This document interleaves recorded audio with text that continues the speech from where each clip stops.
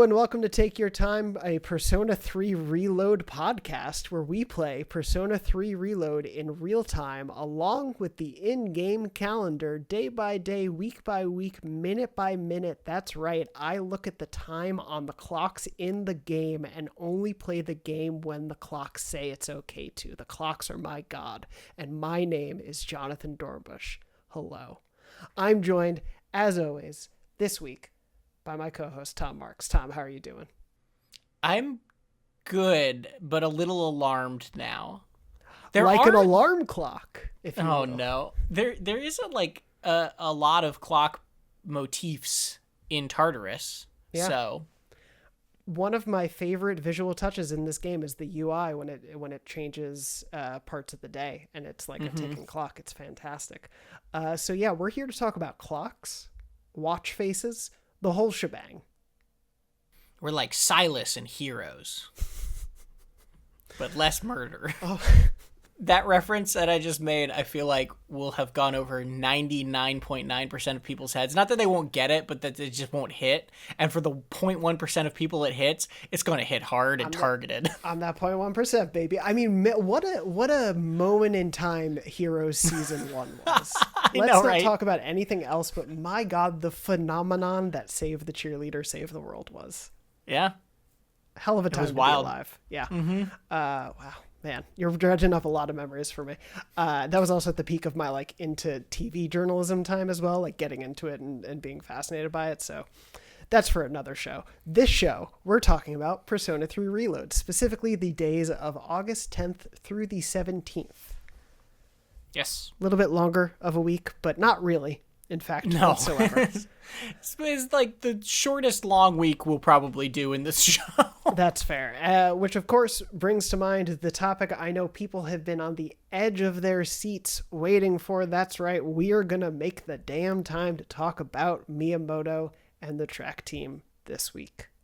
Hooray. I swear to you, by the end of this episode, if you have not heard Miyamoto, you can personally come to my house and punch me.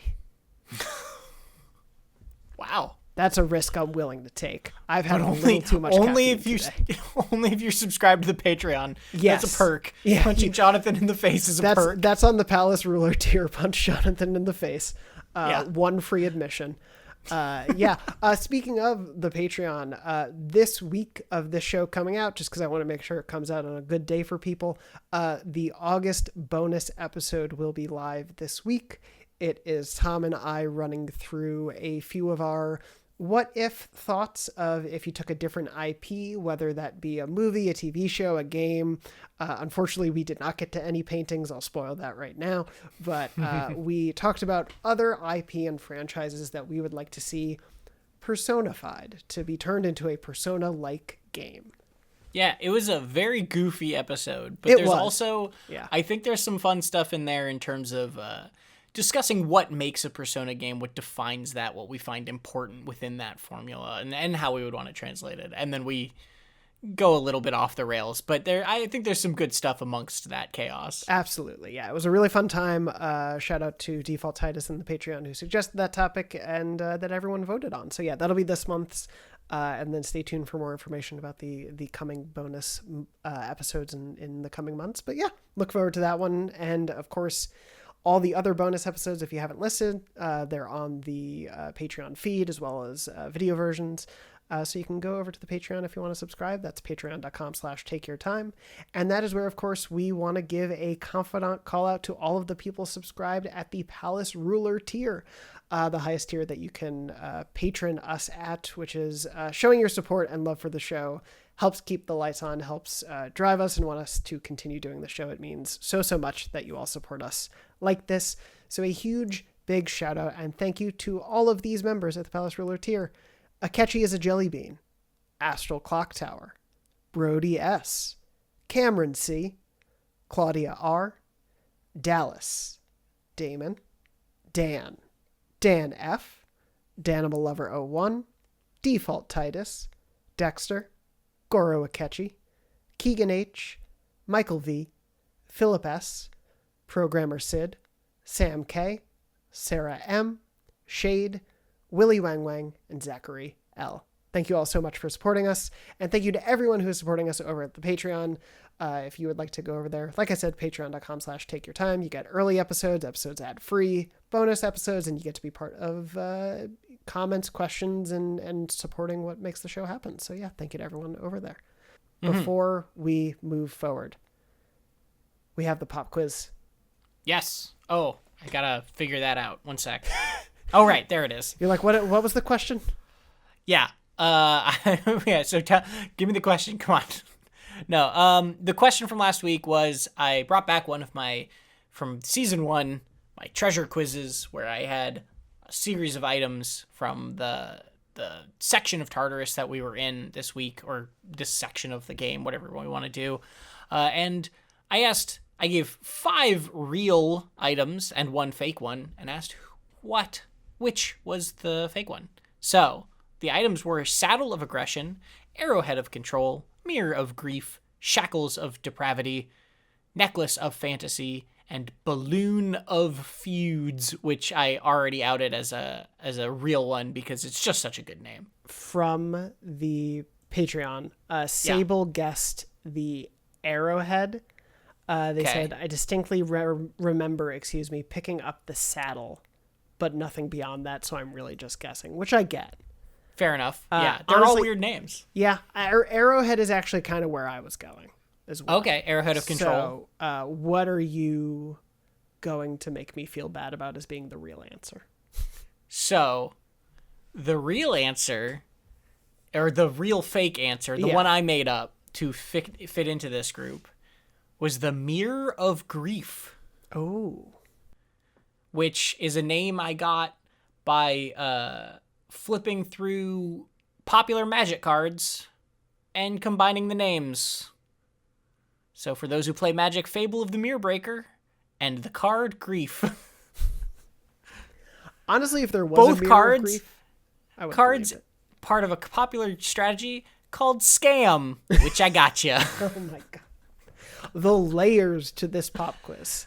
There also I Googled Mirror of Grief to see if it was a real thing elsewhere, because I wanted to also tie it into other things. There's also an item, and this is where I liked this layer also coming in. There's a thing that you can interact with in Baldur's Gate 3 called the Mirror of Loss, which is found in the House of Grief. Oh. So it worked on a bunch of levels. God damn, this is a good one. Oh my god, wow. I tried on this one. You did. I also tried. Well. I tried very specifically with this one on the object to come up with an object that was not in the same category as any of the other objects. Right? Okay. So like Arrowhead was a weapon, Balloon was a weird thing. Like I just tried to like get a little bit weird, and then I also tried to come up with a thing that for the second word that did fit in a little bit. So I was trying really hard to disguise it this time. That was good all around. I am impressed with the levels and layers with which you have been so duplicitous. So thank you. If there's one thing that's true about me, it's that I love committing to a bit that's not very funny. That's what we like around here. That is what gets you brownie points and take. That's the entire show. It really is. You've really gotten to the core of who we are as human beings, and it probably, 1, explains our friendship, and 2, explains why we've committed to this bit that is this show. I really like the treasure quizzes. Please let me know in the comments if you want me to do another one of these later on in the series, because I do love doing them. It just sort of requires a set of items sort of like this, where it has a theme to it or something, and I can slip one in there where it's not just like gem of blah blah blah and it's not very interesting. Totally. So yeah, but let me know if you liked it. Yeah, would love to hear from people. But thank you as always. With that, I think it's time to move into the week. And boy, there's some stuff to talk about this week. There is actually a couple things interesting to talk about. It's a weird up and down week. It's a very strange week structurally. I mean, like, it wasn't a bad week. I enjoyed the story stuff that was there. But yeah, it blows through it. It does some strange stuff that I wasn't expecting. It bucks some of the trends of what we expect. Summer school is only 5 days long for some reason.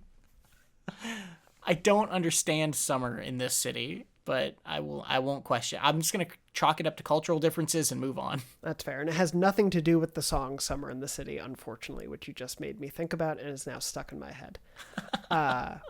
It was part of a collection of songs that I believe Entertainment Weekly put out in the 90s or the 80s on a CD that my family used to listen to all the time. Wow. There you go. Speaking of deep cuts. Oh, yeah.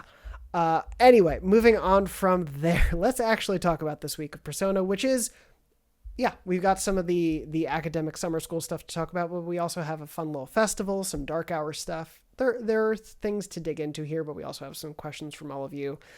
Before we get there, though, we start on August 10th. August 10th is the beginning of these classes, these summer classes, which, as we see, play out as even a lesser exam week almost. You basically just get academics for the most part. There are some lectures in here, but there's not really a lot of interactable stuff throughout all this. It's pretty light. They're both Edogawa lectures. Yeah. I think it's fitting that they made our headcanon substitute teacher, who's just the nurse, is just like, they just throw him in for summer school. Oh, it's perfect. It so makes sense that it's like, yeah, they needed to find someone. It's like, yeah, let's get him. He'll just lecture them about magic, which he does. And I do want to talk about that a little bit. Yeah. Before we get there, though, August 10th, Yukari reminds us in the morning that our exam, the medical exam that Ikutsuki told us about last week, is coming on the 14th. Mm-hmm. So we have that to look forward to, just as a reminder. But then, yeah, you go to class, we get some academics, and that's it. That's the day. There's no free time. Yeah, this first day I was very surprised. I was going to ask how you felt about that, yeah. I mean, I don't, it's fine. Again, we've discussed how this is basically a time skip, but not really, which is, again, mechanically, I'm very fine with that. But it was super funny that normal school doesn't get you any academics, and then these summer days are like 2 academics every single day. And also, you don't get an evening. The day is over. We won't explain why. Move on. The lack of an evening, I think, is the part that I take a little umbrage with, because it doesn't quite make sense to your point. No, it especially because they go out of their way to say that your health checkup is only on the last day of all of this, and everyone else is just doing the health checkup. So you could theoretically have Tartarus nights where you're just missing one person in your party if you wanted to go that night, and they don't even allow that. Yeah, it's very much a, hey, you're going to get some academics this week, and that's it. So enjoy. So yeah, unfortunately, that's the reality of that. And as we go through, we'll notice that very quickly. But August 11th, we move right on to. So wait, real quick, before we get through this. Oh, yeah. You had already hit 5 in academics, correct? Yeah. Like you were right past the wire or whatever. Yeah. It happened 2 or 3 times after because the exam. I'll spoil now. You get 10 academics this week. Did not hit 5. The curve on academics is nuts. If you remember, I spent that full week before exams doing nothing but academics pretty much. And I still didn't hit it. So yeah. Yeah. So I knew I was further behind on academics than you, because I had hit charm and courage, I think 5 before you. And I had been focusing Tanaka and other people more in a way that you weren't. And so I knew I was behind on academics, but I gotta admit, I thought I would hit it at some point this week, and I just did not. I was pretty surprised. So I gotta catch up. Well, you got to get there soon. But luckily, you do have time to listen to Edogawa lectures, which is what you do twice this week, I believe. Right? Yeah. Yep. There's the one on August 11th, the next day. We get to, of course, you get your academics afterwards. This is the lecture on tarot, I believe, right? Yes, this is the lecture on the tarot deck and talking about the 22 major arcana. Yes. And I did just want to pause on this one. Going through every single one of them one by one. Yeah, one, I love, again, the commitment to the bit, because at a certain point, it's funny to me that it in any reality, you don't need this information necessarily. But hey, you are getting all of these arcana. Edogawa doesn't know about that, but you have all these arcana going on with social links and whatnot. I actually liked that there was an explanation somewhere in the game for you of what those all mean. Yeah, I fully agree, because that's one of the things that when I was playing through P5, I definitely, P3 and P5 both use imagery or use mythology or religion directly in some cases. Yeah. Without actually really talking about it explicitly. Like, you can go into side things, you can look at the persona, the descriptions of personas to learn more about who they are, things like that. But it sort of just uses those things in a pretty complex way, because we've had commenters we've had viewers of the show comment about how much depth and layers there are to some of the references they make. But they don't really explicitly discuss any of that. So I agree. I did like that this game took a moment to say, hey, you know what? We're using this imagery. Let's tell you what it means. Let's talk about it, so you don't have to just go Google it to figure what this stuff is. It's hilarious that he talks at full lecture length about tarot, and then says, okay, now let's go through each card one by one after that. Yeah. So that's pretty funny, but that's fine. It's a good bit, but yeah, it's nice to have in the game. I do think it is great that that information's there. If you're really bored by it, you can just fast forward through. This was one of the ones where I was like, okay, I actually am okay with this length, because I don't know this stuff. This is not something I ever was really exposed to, so I liked having an understanding here for these things. But yeah, moving on from there, August 12th. And then you get academics for listening. You do. So it's all worth it in the end. And you get more academics on August 12th and August 13th, 2 days where nothing else happens. Literally. Yeah. Not just nothing else happened. Like, literally you get the moment at the school where you say, I got academics, and then you go back home. Yeah. And it's done. I want to know what you ate. If you had any good walks with Koromaru. Like, at least give us a walk with Koromaru in the middle of this. You know what I'm saying? Unacceptable.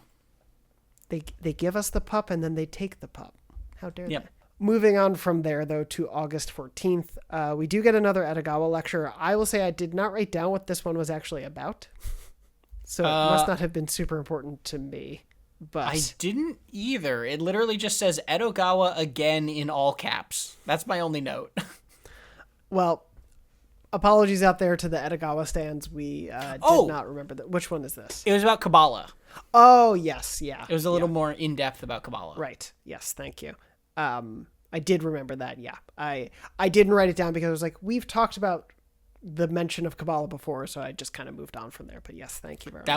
That would have been a funny pop quiz. What was Edogawa's second lecture? Were you paying attention? Hey, if you want me to cut these 30 seconds out of the show, I can. No. Moving on from there, though, we have quite the day ahead of us. Well, wait, real quick. Yes, go for it. Because there was another thing that Edogawa does call out in this section, which is that he's going to give supplementary lessons after school now. He said you can go visit him to do supplementary lessons. And I don't know what that means yet, because we haven't gotten back to school. Sure. But I assumed it was some sort of new thing you could do with him, at least. So I'm looking forward to seeing whatever that is, I guess. Well, you'll have to wait to find out. It's actually 2-hour-long lectures every day. They've recorded so much dialogue. But no, we do have quite a bit actually with this day after that last lecture, because we have both our hospital checkup and a dark hour. The hospital checkup is very much more story focused. Ours apparently took much longer than everyone else's. We're meeting with Akutsuki in the hospital, and he's like, yeah, sorry, this took so much longer. Obviously, your abilities are more unusual than everyone else's because you can control multiple persona, so it's taken a little bit more. You can kind of be grumpy about it, which I appreciate. He'd be like, yeah, man, I just like, how dare you? This sucks.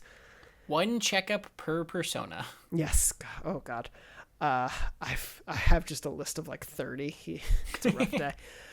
He asks us if we have any kind of concerns about our powers. He's like happy we're here to help. We kind of just talk about all that stuff. A little reminder if there's 4 remaining shadows left to go, etc., etc. It's kind of just like a check-in touch point conversation. A check up, if you will. But yeah, I mean, I don't know if you had any major expectations for the checkup scene. But I maybe thought it would be slightly more involved than this. They sort of didn't tell you your results or anything. It was just sort of an excuse to keep you out late for the next section. But I still like what Akutsuki says in this whole bit about, them caring about making sure y'all are okay from doing what you're doing. It's nice that they're thinking about this. Absolutely. Yeah. The diagnosis is you got too many persona. You got to get rid of some of those guys. Start fusing them. You move on from there, though, to the basically the dark hour. It kind of occurs to us while we're at the... it seems like we're getting off the train station, I believe, in Iwatodai is kind of where we're at. And the dark hour occurs. We get a mind meld call from Fuka, who's like, oh, no, we were worried about you. You've been gone so long all day. This has been, we wanted to make sure you were okay. She'll navigate you home, especially out of concern given what happened to Koromaru a few nights back. And is like, yeah, that'll be the plan. And then hold on, there's a persona, or a shadow, I guess, on the Moonlight Bridge. Ooh, romantic. And it's time to kiss it. No, Fuka tells us we should stay put, but we don't allow that. We're like, no, we're going. Yeah, as soon as she says that there's a person there too, you just go. Yeah, she mentions the person there, and she's like, you go, call backup. I'm heading there. And you head out there, and who do you find on the Moonlight Bridge but Takaya, facing a big, gross shadow. I love this scene. It's cool. This is so cool to me that they did this. I was absolutely not expecting it. Yeah. This is I really like, and I want to hear from you, but it's a really great unexpected scene that helps really set up the stakes of who you're facing in a interesting way. Yeah, but it also sort of changes it endears you to him slightly, right? Like, obviously you're not immediately in love with the guy. Sure. Because he left you for dead in a pit or whatever, but we can go over it. We can go over it. Sure. We meet up, we see him kind of standing off with this guy, and he basically is like, all right, you come on and help me. Like, let's take care of this thing. And you fight together. You can't really make a dent on this thing. You barely make a scratch with your attacks. They're doing a little bit, but not much. He's doing pretty well throughout it, but then he eventually summons his persona without an evoker and takes it down. He basically just one-shots this thing practically. Yeah, he had previously just been shooting it with a gun. Yes. Just shooting it with a gun. Yeah. And then his persona is this horrifying monster. this corpse thing with blood or whatever. You only get a glimpse of it, but it's really awful. Yeah, it's not a happy scene to be stumbling into. That happens, and then I believe it looks like the shadow drops a sort of evoker. Yeah, it looks like a gun of some kind. Yeah, a gun or evoker or whatever. Forgive me, my mind literally in my notes, I'm just like, I think it's an evoker. But yeah, it drops some sort of gun. He says we're burdened with an unusual fate. Yeah, because he notices your multiple personas, kind of how you fight and all that. Exactly. Very Loki loquacious, like burdened with glorious purpose here. And he asks us our name. He says he'll repay this debt for helping him out, even though it doesn't seem like we did a ton. And then he leaves, and Mitsuru shows up on her badass bike.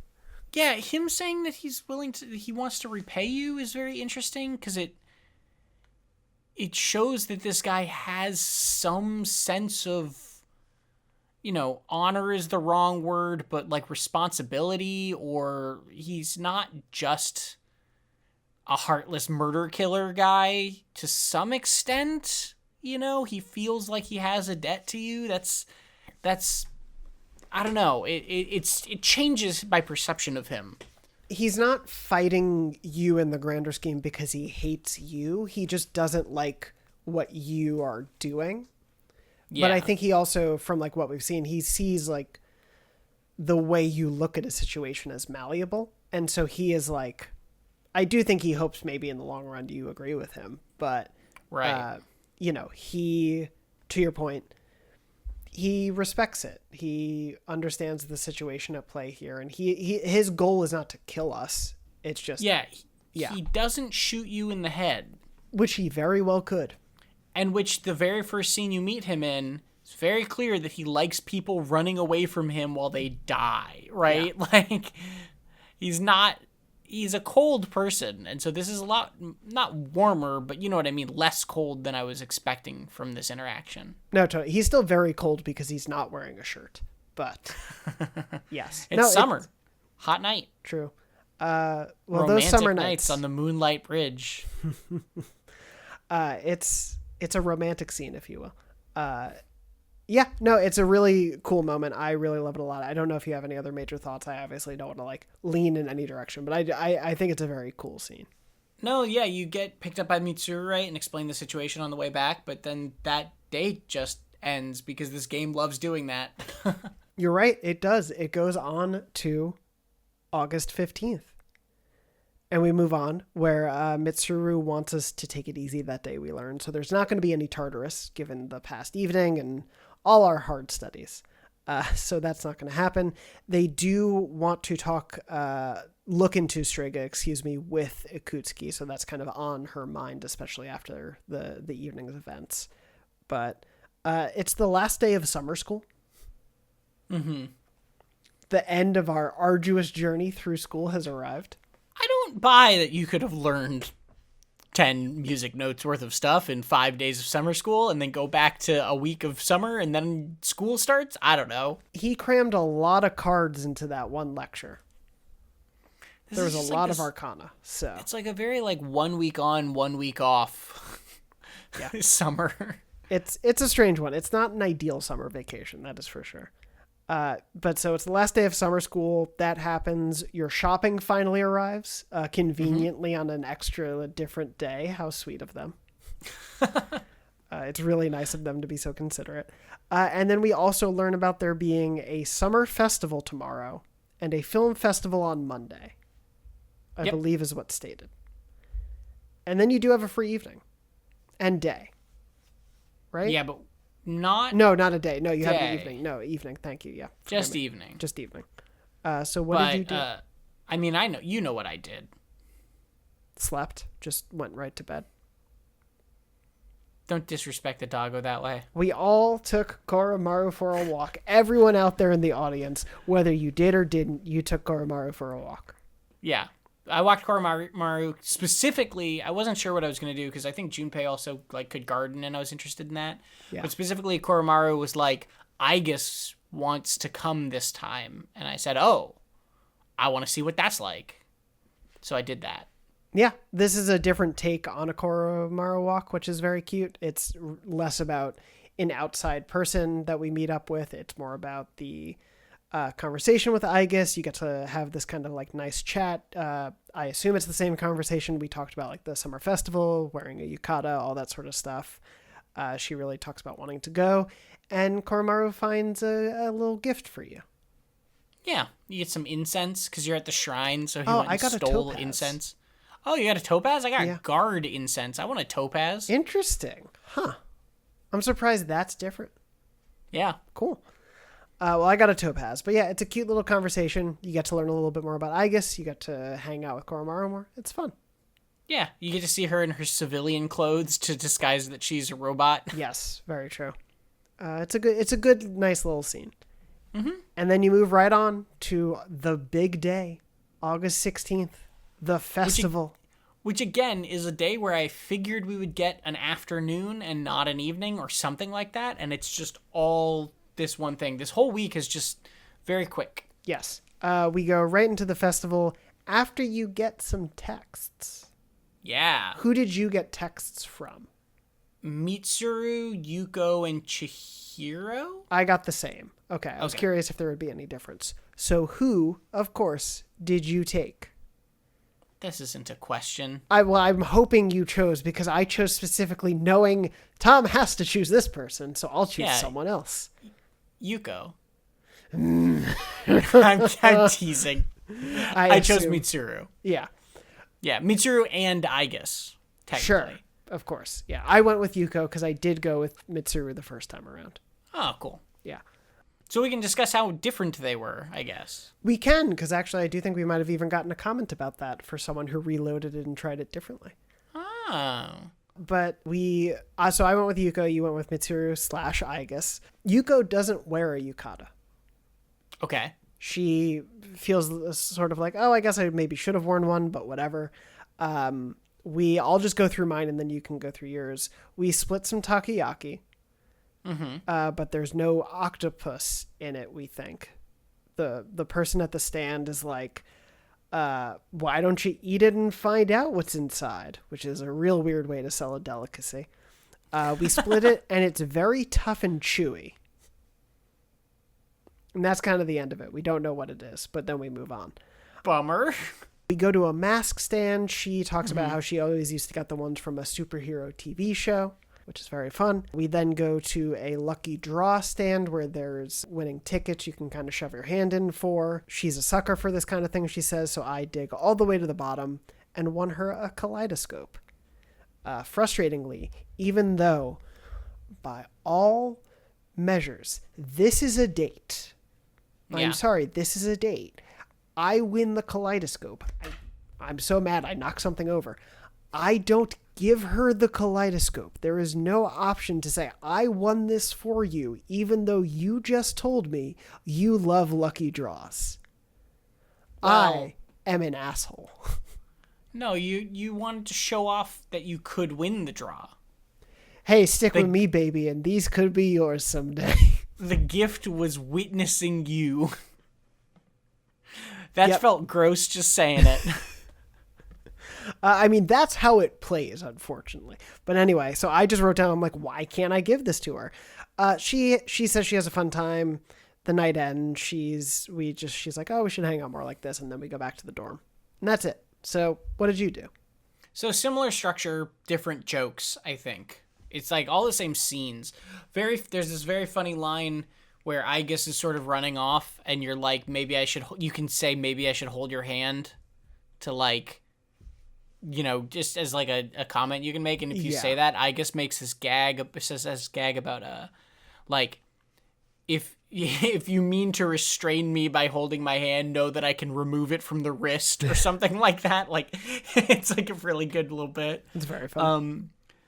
Mitsuru calls the takoyaki person shopkeep, which is very funny and proper. Oh, yeah. And then they look at the masks, and then they do the lottery, and I want a Jack Frost doll, but I think then also Mitsuru and Igus also enter the lottery and also pull their own things. So fun. It's not framed as a date in that sense. That's definitely more like a friendship. Yeah. Yeah. It's this trip is definitely not framed as a date because you are there with Mitsuru looking after Igus, who wanted to go. So it's very much framed as you all sort of just going together. There's not any sort of hint of tension really to it. Sure. Which I guess like makes sense for where the relationships are at this point. Yeah. No, I think it makes a lot more sense, especially given you don't have confidant links with these people. Yeah. I would be curious to hear from people who took Chihiro. Francis, who over at the Patreon asked us who we brought to the festival. They said they rolled back and tried everyone, and it's almost the same. So I'm imagining the Chihiro one is probably not too dissimilar from Yuko. It's just a little bit more on her personality line, I would assume. But yeah, it's a cute, fun day. But yeah, it's not that consequential in any way. This is definitely more of just like, I think, a little bit of a reward after a week of academics. It's a fun little side activity, side distraction. Yeah. You move on from there. August 17th, our final day for this week. And Tom, you of course went to the movie festival, right? How dare you? Yeah, there's no film festival. You can go to a movie with Kenji, I think, or you can go to a movie with Tomochika as like he'll text you to go to a movie, but there is no specific film festival as far as I am aware. It was, of course, a surprise Amazing Commodities Monday. Again, they're being so considerate of definitely not this one person. It's so funny that they do this rather than just working it into the schedule somehow. Yeah. Anyway, Amazing Commodities is on, so if you want to get stuff, it's very kind of them to allow you the opportunity. And you can. This is pretty much just a free day. Yeah, pretty much. I will say if you go downstairs, it is fun to check in with people. I don't know if you did and went around the main area. Mm-hmm. I guess talks a little bit about cotton candy. And then you also get a little bit of Akihiko and Mitsuru very much being dog parents of talking about Koromaru's diet. Which is a very cute conversation of them just kind of debating how to properly care for this dog, if they should be cooking him more food, does he enjoy his food, et cetera, et cetera. It's very sweet and very much a conversation I have all the time about my dog, so I get it. But yeah, it's a free day, so what did you do for, I guess, like the evening and the night? We can just wrap it up. So I want to call out one of the side conversations with the people around town. If you've been following the Stalker storyline, which is one of my favorites, it's been hinting more and more that she's becoming more disinterested in him. This is this woman that's following this man around school mostly, and you can find them in all these different spots. And today, or at least this next latest conversation you can have with them, which I believe is at Iwatodai Strip Mall, you talk to them, and it's finally happened where it's switched, where now the guy is like obsessed with her and the girl is super disinterested and doesn't like him anymore. And I knew this was coming, but it's so funny that the stocking is flipped. It's a very good gag. It's great. And also just again, a reward for just your curiosity, for running around and checking in on things, because you could never see this. Yeah. And it's fun. It's a good bit. I'm excited to see some of the other ones, some of those other storylines sort of continue. Yeah. It's a lot of writing for just sort of throwing it in the background, and it's very cool. It's very appreciated. Absolutely. Yeah, those are really fun. I'm excited for you to see more of them. There's definitely, I think that is also one of my favorites, but there's a lot of fun ones still kind of peppered throughout. Yeah. Yeah. I hung out with Maiko today, got her up to rank 6, and I think we're a bad person is my take on that scene. I also did rank 6, and I don't disagree. We can talk about that a little bit with the Miyamoto storyline. That's fair. Yeah. What did you do in the evening? I watched TV with Koromaru. Nice. Okay, you did. I was curious if you would do one of those. Yeah. Yeah. I love that Koromaru is more than just walkies. Yes. I love that he's also TV and other stuff. I hope I get to garden with him. Watching TV with him is very funny. It's like cute how invested he is. We watched a documentary about wolves, and he was growling like a wolf leader. See, this is one of my greatest real life pains, is that I love Loki dearly. He is the pride and joy of my life. He has no interest in television. Like, there are dogs and cats that I've seen videos of who get very invested in like specific shows or just like types of content. He could not care less what's on the television unless it is a paused human face just staring out at you. Like, you know how... And then he likes that? Or he hates it. Okay. That activates his like fight or flight. It's like if he sees a face on the TV that's just frozen staring at him, that is a worrying sign. So when the Netflix, like, you let it kind of go to screensaver mode happens and it's flashing different TV shows and it's just people posed on TV with like dumb faces, he hates it. He would hate YouTube thumbnails if they were blown up and full screen. But yeah, so it's very cute you have these opportunities with Koromaru. Yeah. I read manga with Junpei, and that wrapped up my week. Dog betrayal. I know. But I think I've hung out with Junpei once or twice, so I want to keep going since we now know there's a benefit there. It's true.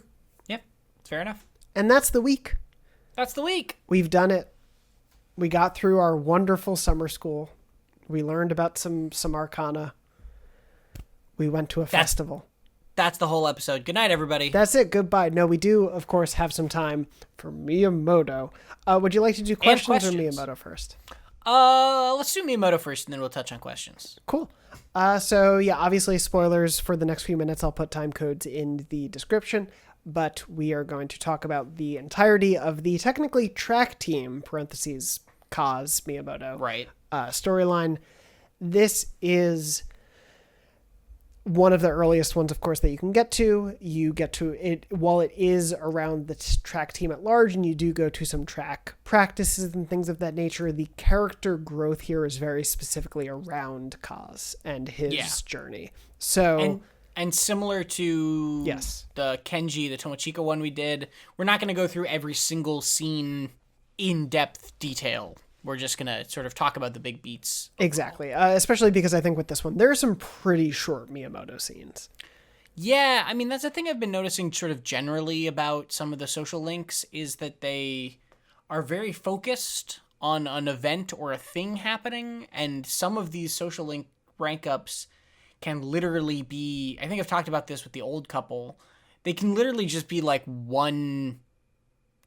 just exist for one dialogue thing to be said, and you just get that point across, and then the whole rest of the scene is just sort of reiterating things you already knew, because you could be doing this months later in the game, right? Exactly. I think you are definitely seeing the juxtaposition of trying to understand and work out these social links, and how you can keep them entertaining if you, one, do them at different times of the year, so they can't be too of a time or place, but two, if you take a big break in between, so it doesn't feel like you've totally lost your place. I think you definitely start to notice that, especially with some of these, of like them trying to figure out the kinks of that.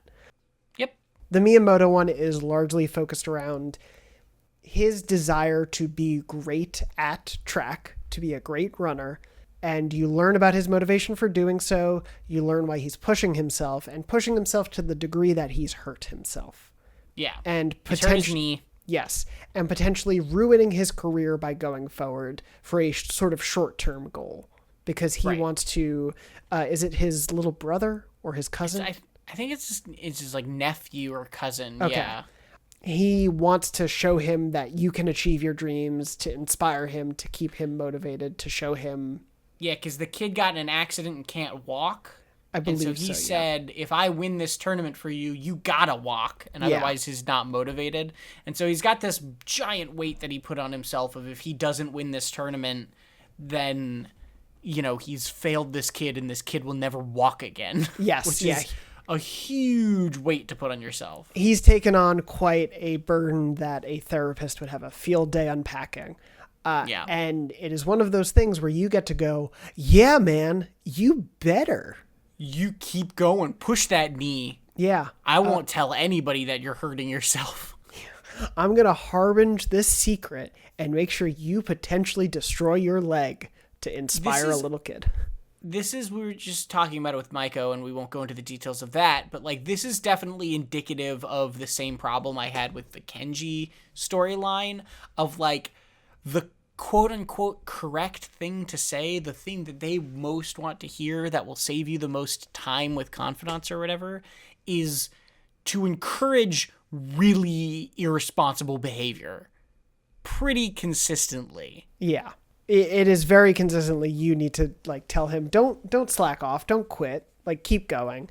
There's definitely, I think, a kind of memorable scene or two toward the end where he's in the nurse's room and finally comes clean. And it starts to become this thing of like, hey, man, you don't have to do that to yourself to some degree. Well, so that's what I was going to say. This arc, this storyline I did not like initially because you're encouraging him to hurt himself in a way that felt irresponsible. And I didn't like that I was being sort of put into that position of like, this is what the game wanted from me. I came around by the end of this confidant, or this social link arc, because it actually ends with a good message. Yes. Like, Kenji's message at the end of that social link, it's just bad. Like, you've encouraged him to do a thing and he's ruined a teacher's life and has faced no consequences. And you just go back to getting ramen. This, I was really nervous that it was going to end where he pushes through and races and wins and does the thing and you've done a good job and his little cousin is happy or whatever. But what actually ends up happening is that the team finds out, encourages him to take rest. He comes to his senses, realizes he needs to not ruin his entire life for this thing that he put on his own shoulders, and then even acknowledges, like, I can talk to I can talk to him, this kid, and tell him why I'm not doing this and how I want to be responsible and how I want to do this the right way, and encourage him to walk through that instead, right? Yeah. So it takes till like this 7th or like rank 7 or rank 8, like it takes a really long time to pivot. Yes. But once it does, I think that it's actually a really nice story arc and really nice character growth for this person that you were just giving bad advice to the whole time. No, I'm very much with you in terms of like, especially of these first two that we've discussed. I prefer this one because of the way it naturally goes that way. As you were talking right there, I was thinking, and I don't like, it's not it excuses it, or it's a good or bad thing that it makes you do this. It also isn't crazy though that a teenage kid who wants to be someone's friend doesn't want to make them feel bad and is telling them, yeah, go ahead and do that, man. Like, I believe in you. Like, I do to some extent also understand why that would be the thing you would do as a kid. Yeah, that's totally fair. Because you don't understand the full ramifications. That said, I do like that this one doesn't reward that. It does say, exactly, hold on, let's pull back. Let's really look at what the ramifications are here. Let's understand what's going on. And it does make that pivot in a way that is responsible and I think healthy for the growth of this character. Yeah, and I think that's why I ultimately came around on it too, because you hit the nail on the head. Characters can make bad choices, and it's okay and interesting, but it's not as comfortable to accept or to find interesting or to enjoy when they make bad choices and then the bad choices only pay off. Exactly. Yeah. And so to see that the lesson is not just keep pushing yourself. Exactly. That is a step along the path is a lot more encouraging and makes those bad choices interesting rather than problematic. Totally. And to learn from the mistakes of doing that. I also, I do like to that degree that at the end of this, it's not like he's mad at you for having pushed him in that direction. Because I do think he understands to some extent. Like, you were pushing him because that's clearly what he wanted. And he didn't want to accept it. It did take more than one person. And sometimes when you are so self-burdened like that, when you are dealing with the anxiety and the pressure of that, even if it's self-instilled, it can take a village to help you see the light. That's why interventions are a thing to some degree. And that's kind of what happens here, is a bit of a mini intervention for Miyamoto. Yeah. So I like this story overall. I like where it ends up going ultimately. It is a very positive and encouraging conclusion in a way I was not expecting. Yeah, absolutely. I am, definitely of the two we've talked about, it's more a favorite of mine, of Kenji or Miyamoto. If we're doing a tier list right now, though why am I saying that? Because that's a bonus episode if I've ever heard one. That is, I'm happy with that. Anything else Miyamoto-wise before we move on? I think that's, I think that's it. We did it. Get out of here, Miyamoto. We did it. Shoo. Scram. Walk, don't run away, though, please. Moving on from there, though, we do have some questions and actually do have one related to social links, which Damon wrote in with over at patreon.com/takeyourtime, who is catching up on the game. They had played all the Elden Ring DLC and took a trip to Japan, understandable. So they've been on hiatus, but they're coming back, and said, I've noticed that the social links for non-party members in Persona 3 seem really disconnected so far. For example, I recently progressed Chihiro's social link, to rank 5, and though I accidentally started dating her, and thought I accidentally started dating her, which was weird but funny. The confidants in Persona 5 Royal always felt more connected to me, perhaps because some of them involved the Phantom Thieves going to Mementos to handle Mementos. I can't say O's anymore, I guess, to handle a shadow to resolve issues in people's lives. In P3, it feels more like, hey, do you want to do track? Or, hey, do you want to play an MMO on your PC? Is this just because I haven't progressed far enough in the social links yet, or is this something else? Curious about your thoughts. Obviously, since I have experienced more of them and more of them to the end of them, I don't want to say too much in that direction. That would spoil things. So, Tom, I initially want to get your thoughts, and then I can layer on top of like how you're feeling about the social links so far. Yeah, they're definitely different. I think that's a fair observation. I think it's something we actually may have touched on really early, like within the first month of this game. That the social links in this that are not party related are very much just sort of your life. They're your life outside of C's. They are not your extracurriculars. Track literally is, but not the otherworldly extracurriculars. And I think that's an interesting choice because it does make things feel a little more disconnected, but also it leaves room to just sort of tell other stories, right? And it's not everything has to be sort of linked to the work you're doing at night. And yeah, I'm torn on it a little bit because I do think that those social links feel thinner as a result, but also I think that they can sort of leave opportunities to tell stories that feel like a little bit more natural relationships rather than a lot of the social links in Persona 5 were essentially fully transactional. Like quite literally, you were making a deal with someone where you would get a benefit out of something out of it and then do something for them too.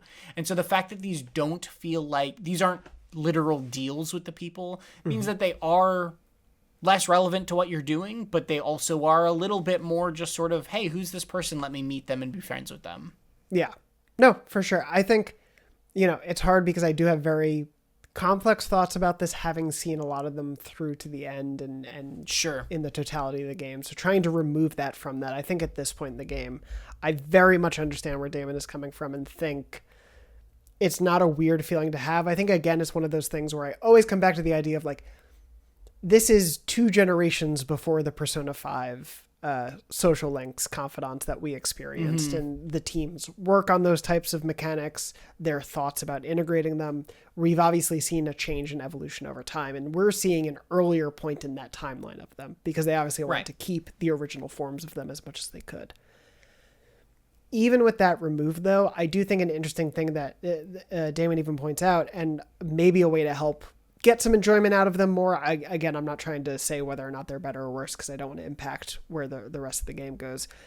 To the point of a lot of the ones, and to your point about them being transactional, a lot of them deal with the Phantom Thieves because the Phantom Thieves are a known element of this world. That's fair. Yeah. And the work that you're doing, even if the people who you're interacting with maybe don't initially know that you're a Phantom Thief, whatever, like, there is a sense that everything is coming back to the Phantom Thieves over time because they are a presence in the world that society at large knows about. No one else outside of you knows who the hell Seas is. If you talked about Seas to someone, they would be like, why are you saying sea wrong? Or are you talking about the ocean?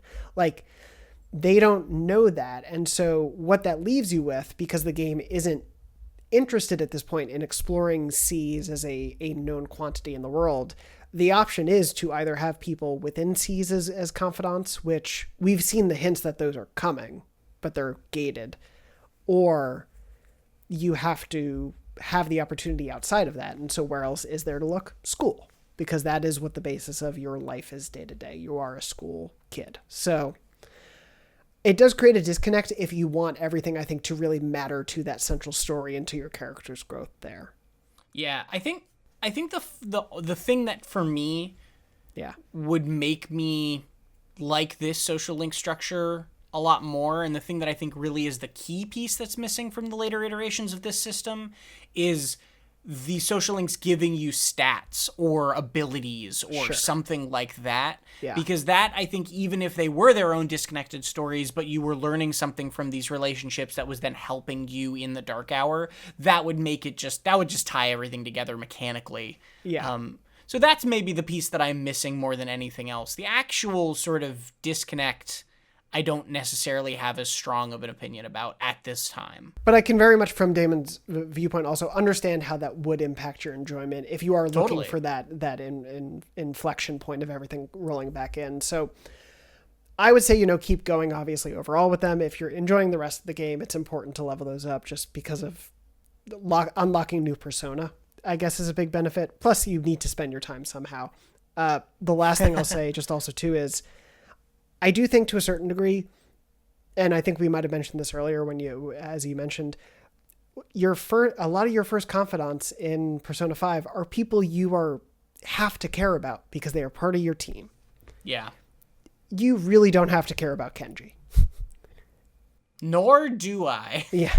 But it's like, there is a understandable reason you wouldn't be as invested in Kenji, Miyamoto, Edogawa as you would be Ryuji and An and, so on and so forth. So it's like, I very much also understand the disconnect there. But again, Joker doesn't really feel like he goes to Shujin in the way that this protagonist feels like they actually go to this school, right? Because they have friends and clubs and other things that they're doing. Yeah.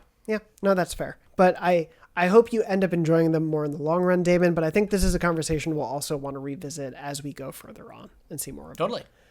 Yeah. Moving on from there, Dexter also asked, and then we'll end on sort of a just kind of check-in also wider for the game. Dexter also asked our thoughts potentially on, I think, one of the few Persona 3 Reload news stories to talk about, because there is news still going on about the game at this point. Obviously, it'll be old news if you're listening to this in the future. But this week, there were comments from a producer on the game that the female protagonist line, essentially the Persona 3 portable line, will likely never be added to Persona 3 Reload. Yeah, this is something we talked about, the maybe it will, maybe it won't earlier, so it's good to revisit. Yes, yeah.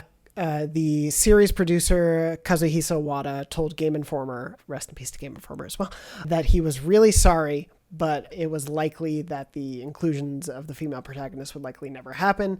Said the more we discussed it, the more unlikely it became. The development time and cost would not have been manageable. Persona 3 Reload has just released at the time of this conversation, and there's currently a lot of player interest, so if we are able to do an additional release, it has to be now. But since it is not possible for us to release Persona 3 Reload with the female protagonist in this window, we just can't do it. I'm really sorry to all the fans who are holding out hope, but it's likely never going to happen. Obviously, this is because of the episode Aigis DLC, which is coming out about a month from now as of our recording. It is something that I think was the other sort of missing piece of the puzzle, because Persona 3 has had these different versions of it, more so than 5 even, you know. It's a shame that they said this. It's a bummer, but at the same time, I get it sort of. It was not part of the base very first version of the game, and it is not a negligible amount of extra work and money that would need to go into making it. So I understand it is just a real big drag. The other thing I will say, though, is that if the game had just come out or was just around coming out when they did this interview, maybe this was made pre it being the best-selling Persona game ever, right? And maybe the tune will change if episode Aigis comes out and there's another spark of interest. And, like, you know, I don't think they probably were expecting the success this game had. So I think that there is a little bit of, like, you never really know, but I think also probably he's correct that it will not happen, and we should not expect it to happen or hold our breath or anything. Yeah, it's one of those things where it's like, there might be a reloaded DLC or something down the line because of that success, but I think for me, the really telling part of his quote is the part about the fact of, like, if we were to do it, the time to do it would be now, because that to me reads like, the cost benefit analysis of the work that would go into this to release a version of this game that we then put out further on would not be worth the investment that it makes sense for our current team or for our current company, while we are also working on, obviously, Persona 6, Metaphor, all these other projects that need money and funding. I get so... Jonathan's really mad today. It's funny. It's the same thing I keep knocking over. I should just move it out of the wiggle room of my arms. But, you know, to me that reads like, and I think very much to your point, they did not anticipate this being so successful and probably so in demand that was obviously not part of the original scope and budget for this game. And so... And now those developers, like you said, could be working on something else now that the game is out. Exactly. And it's really costly to then be like, hey, stop what you're doing and go back and do that. And so I think that's a really interesting thing of, like, there was a hope. They might have even put, like, here's what the budget would be for it, and we just decided it wasn't worth it at the time. And yeah, they likely are saying, oh, it probably wouldn't make as much money back as it needed to. Because to your point, it's like they would need to re-record all of the dialogue to be workable because I think there is some gendered character stuff in the discussion. They would need to either rework the dialogue where that's needed.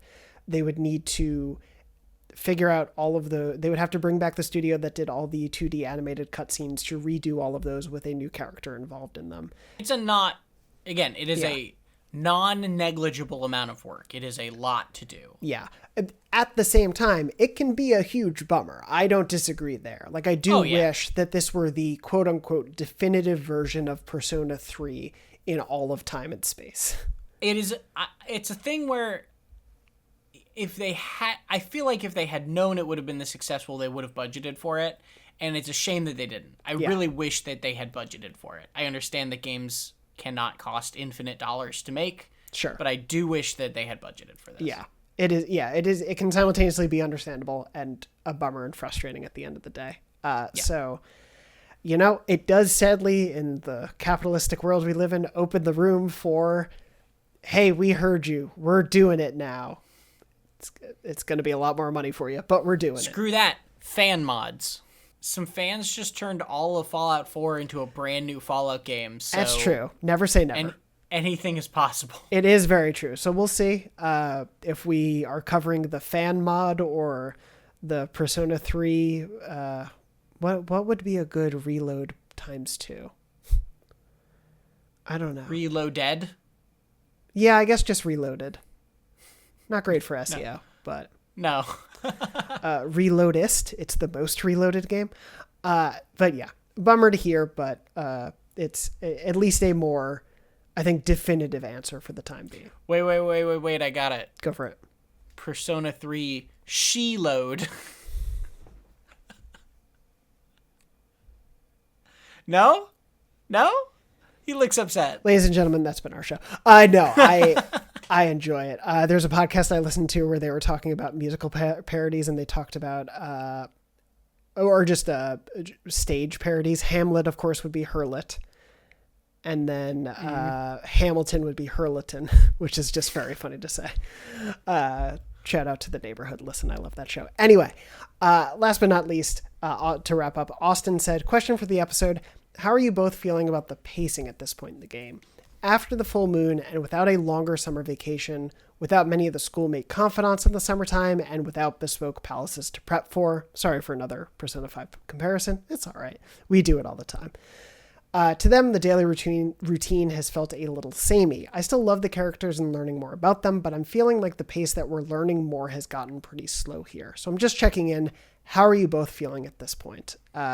And, we've had some comments. I believe Francis even this week talked about not liking this sort of skip week. We had that happen a little bit ago with the, everything else. How are you feeling about the pace of the game right now?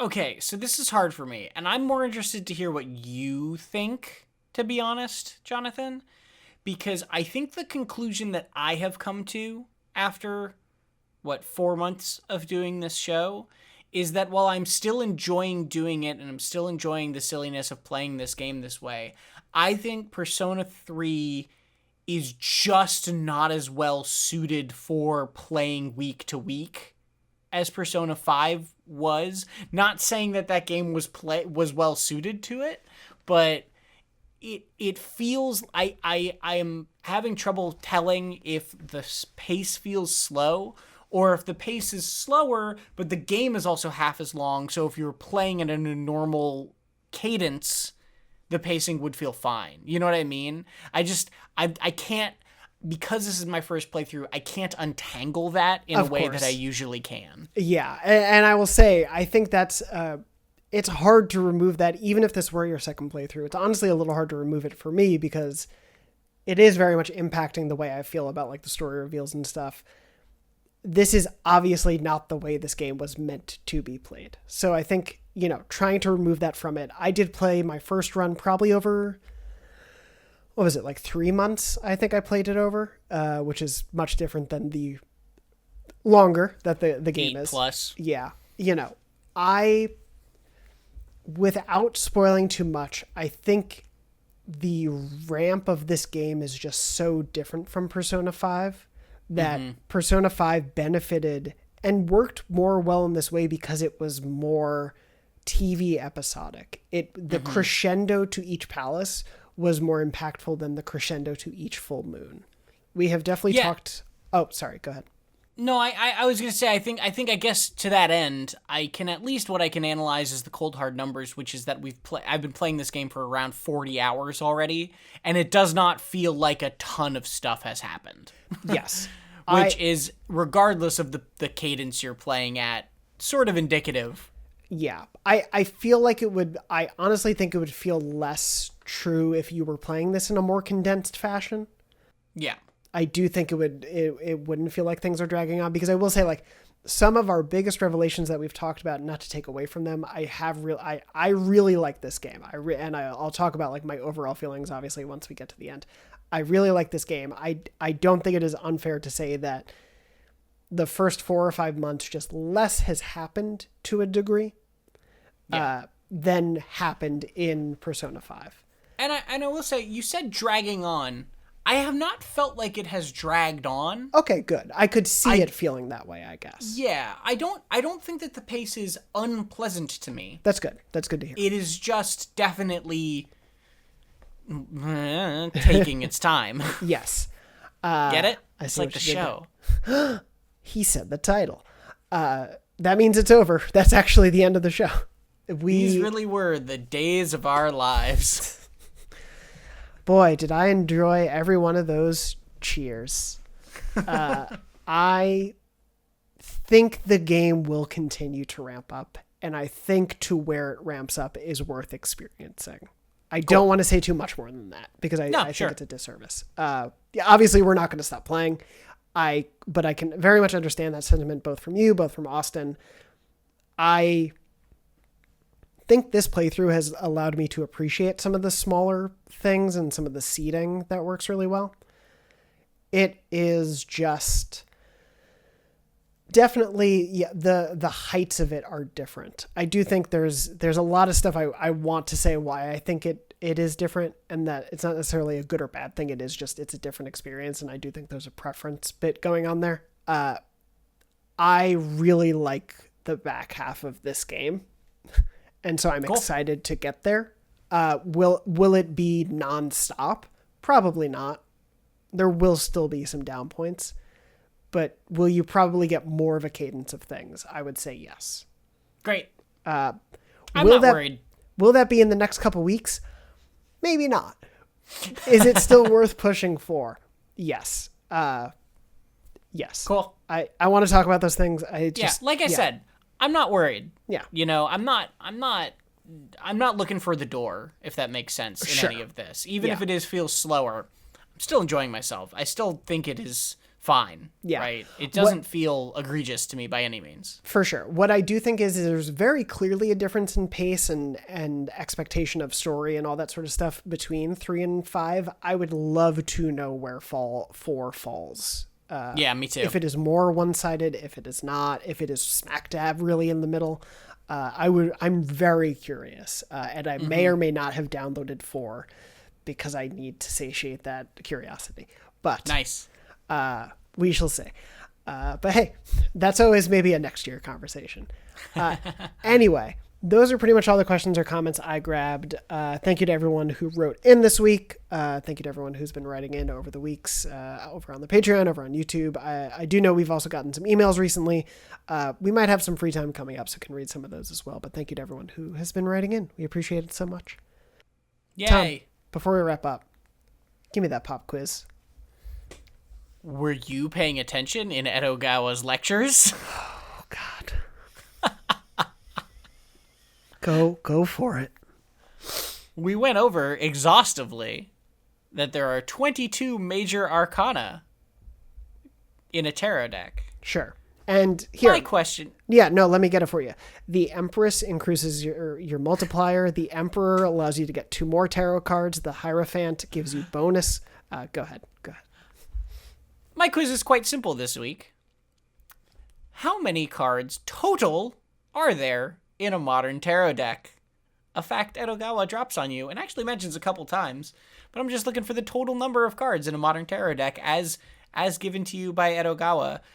He says that there's the 22 major arcana and a certain number of minor arcana, and tell me the total number. I'm trying to cheat because we do actually own a tarot deck because we just saw one that had really pretty art that my fiance wanted to buy. And I'm just like, I should go count that. Yeah, you could go cheat. If you do cheat, let us know what your cheating answer is. Tell us the real answer, the fake answer. Bonus points. Tell me your favorite tarot card and why. Here's also a bonus question. They say that the major arcana are the face cards and the minor are the number cards, but he also says, Edogawa also says that there's an alternate name for the number cards. So give me your best guess at that. What would you possibly call the minor arcana if not number cards? Really hope y'all weren't just skipping through that conversation.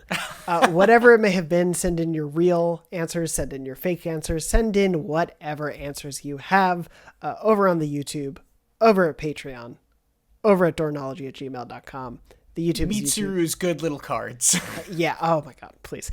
I could only hope. Anyway, send in your answers. We'd love to hear from y'all. Send in your questions, your comments.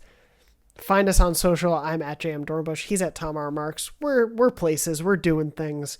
We're hitting the streets. We're getting the word out. Look for our street teams. They will have a little board and want to ask you some questions. And Tom is trying to get something into frame that won't... Oh, is it going to happen? This is great for the audio listeners. Man, your camera does not want to focus. Oh, there's a little head. Whose head is that? That's my pop quiz question for y'all. Whose head is that? Let us know in the comments. Please, especially if you're a podcast listener. Yes, if you're a podcast listener, don't go look at the video. Just tell me, whose head was Tom holding? That's my pop quiz question for you this week. Please let us know. And with that, that's going to pretty much wrap us up for this week. Next week, we will be going through a normal week of time, August 18th through the 24th. I think I double checked. I believe it works out. I'll text Tom in a panic if it doesn't. But that is back on track. We are. And we'll see where the next few weeks take us as we get to the next full moon, maybe the next story beat. Maybe something else. Who's to say? But you have to stay tuned and find out. Tom, thank you so much, as always, for joining me. Always a pleasure. Always a pleasure indeed. And thank you to everyone out there for listening, for watching, for dealing with our shenanigans as we do, and for being such a wonderful and supportive community. We appreciate it so much. We love you all out there. And as always, I hope you seize the day.